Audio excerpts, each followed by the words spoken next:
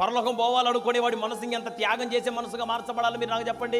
మీలో త్యాగం ఉందా? త్యాగము కలిగిన వ్యక్తివేనా నువ్వు? ఆయన శిరవనెత్తుకున్న నీలో త్యాగం వచ్చిందా? భార్య కోసం త్యాగం చేసే వాళ్ళు ఉన్నారు, భర్త కోసం త్యాగం చేసే వాళ్ళు ఉన్నారు, పిల్లల కోసం త్యాగం చేసే వాళ్ళు ఉన్నారు. భోజనం చేసేవండి, నేను చేశాను. ఆమె తిందో 1/2 కిలో మాంసమే తెచ్చుకుంటారు, ఏట మాంసం తెచ్చుకొని మధ్యాహ్నం తింటారు. సాయంత్రానికి మళ్ళా ఇంక అదే కూరని మళ్ళీ వడ్డించుకొని తినేటప్పుడు అందరికి వడ్డించింది భార్య. ఆమెను అడుగుతారు, తిన్నావా నువ్వు? నేను తిన్నా. త్యాగం తెలియదా? అంటే నువ్వు భర్త కోసం, పిల్లల కోసం, కుటుంబం కోసం, మనుషుల కోసం అయితే త్యాగం. దేవుని కోసం ఏం త్యాగం చేసావు? నీ జీవిత కాలంలో నువ్వేం చేసావు దేవుని కోసం? చచ్చిపోయే వాళ్ళం ఇక్కడ ఎవరు ఉండేవాళ్ళు లేరు, మర్చిపోమాకండి మీరందరూ.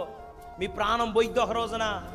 ప్రాణం పోయిన తర్వాత ప్రాణం ఉన్నంత వరకేమో మనుషుల కోసం త్యాగాలు చేసి, మనుషుల కోసం కష్టాలు పడి, మనుషుల కోసం నిందలు అనుభవించి, చివరికి వచ్చేసరికి దేవుని కోసం ఏమి చేయలేని వ్యక్తులుగా మీరు మార్చబడి, రేపు దేవుని ఏ మొహం పెట్టుకొని నిలబడాలి అర్థం కాని పరిస్థితుల్లో దయతో ఎవరున్నమాకండి. నేను మీ అందరికీ చెప్పగలిగిన అత్యద్భుతమైన మాట ఏంటిది అంటే, ఆయన సిలువలో త్యాగం ఉంది. త్యాగం చేసే మనసును దేవుడు మనకిచ్చునుగాక.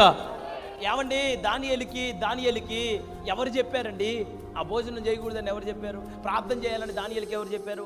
భోజనం చేయకూడదని షడ్రక్ మేషక్ అబద్ధికులకి ఎవరు చెప్పారు? వాళ్ళ జీవితాన్ని పరిశుద్ధంగా కాపాడుకోవడానికి కారణం ఏంటి?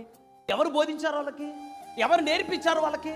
తిండి వద్దు, వాళ్ళలో ఒక త్యాగం కనిపించింది. చూసారా? యోసేపు పాపం చేస్తే వెండి వస్తుంది, బంగారం వస్తుంది, ఐశ్వర్యం వస్తుంది, వజ్రాలు వైడూర్యాలు అన్నీ వస్తాయి. యోసేపులో త్యాగం అంతే. నాకు ఎన్నొద్దు, నాకు పరిశుద్ధత కావాలా. ఈ రోజున త్యాగం చేసే మనసు మనలో ఎంతమందికి వచ్చింది? దేవుడి కోసం ఒక పనిని త్యాగం చేసావా? దేవుడి కోసం నీ ఉద్యోగాన్ని త్యాగం చేసావా? దేవుడి కోసం నీ ఆరోగ్యాన్ని త్యాగం చేసావా?